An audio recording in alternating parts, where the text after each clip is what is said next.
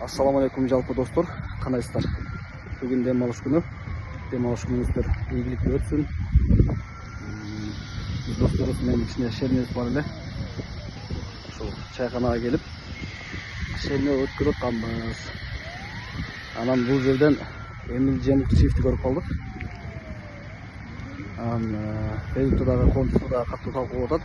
Biz da bir kança жолу суроолорубузга жооп берген жок. Саламатсызбы? Эмил Жемук чифти көрүп калдык. Саламатсызбы? Саламатчылык. Бир-эки сурообузга жооп алсак болобу сизге? Эмне суроо? Ушул сиздин айланаңызда болуп аткан суроолор боюнча бир-эки суроо кыска эле. Эмне суроо? Сиз баягы коомчулукта, баягы Фейсбукта катуу талкуу болуп атпайбы? Эмне боюнча? Секиргиш, мурдагы иштепчи? Ушул боюнча суроолорго жооп берип койсоңуз, баягы Тилекмат Куренов боюнча. Сенин жооп бермек убакыт тарабайт. Кыска эле ушул боюнча жооп берип койсоңуз.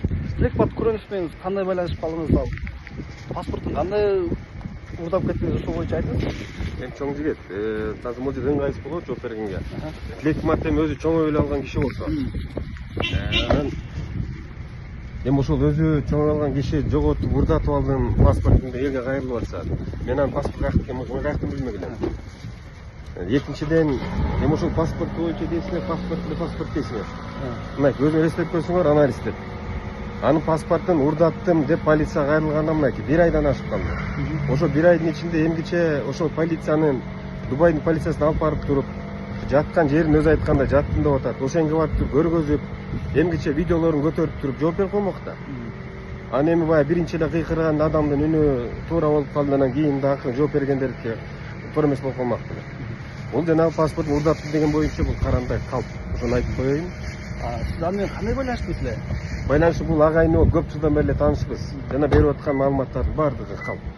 Көп жылдан бери ошол үй бүлөмө жардам берип койчу деп сурангандан анча мынча колмон келген колго алышты берчүмүн. Болгон ошол. Мейманканада чогуу жаттык деп айтты. Чогуу жаткансыздар чынбы? Эми ал өзүнүн абийиринде болсун деп чогуу жаттык деп шылдыңда болуп калды. Эми өзүнүн абийиринде болсун. Бирок эми мен азыр бул Тилекматка жооп бербей атпайбы, тиги бере албай атпайбы өзүм далилдепчи. Ушунда полицияга кайрылгам деп. Эмгиче мен бүгүнкү күнгө чейин бермек да. Эми Дубай деген эң өнүккөн мамлекеттердин бири. Ошол эмгиче так далилдеп туруп, сүрөт видеосун менен чыгарып коймок да. Эмнеге бүгүнкү чейин мынакей Тилекмат чыгарбайт? Эми мен Аргасыздан кайрылам да, ушу Тилекматтын коомчулуктун башын айлантып, ушундай маалымат берген чынбы же калппы деп. Калп болсо ал жерде деген аябай бул өтө жоопкерчиликтүү, биздикиндей аяп кетпейт кылышып, ал жерде деген мыйзаматка аябай жакшы мындай жооп берет. Уятта болуп калат.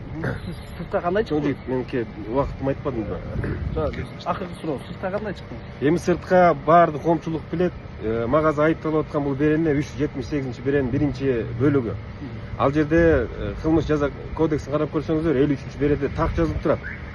Ал жерде так жазылганда бул берене боюнча жеңил беренелердин бири болуп эсептелет да. Бул боюнча каяка чыгасың, кайсы убакта чыгасың, өз эркиң. Болгондо ошол сот тармагын өз убагында кат жазып туруп, эскертип койушуң керек, чыгайын деп аттым эле. Мен буга чейин деле чыгып жүргөм, атам ден соолугуна байланыштуу. Бүгүн деле чыксам болот. Аны мына азыр мыйзамдарды карасаңыздар, мыйзамда өлкөдө жашагандан кийин мыйзам жол берет. Ага эч тыюу жок. Ошону туура бир кабыл алсаңыздар, бул эмне телеканал? Алдаган еврей. Еврей. Алдаган жоксузбу? Чоң жигит, эми бир-эки эле суроо дедиңиз да, мына көрдүңүзбү азыр. Буга жооп берсем дагы бир суроо бере бересиңер. Рахмат. Бериңиз.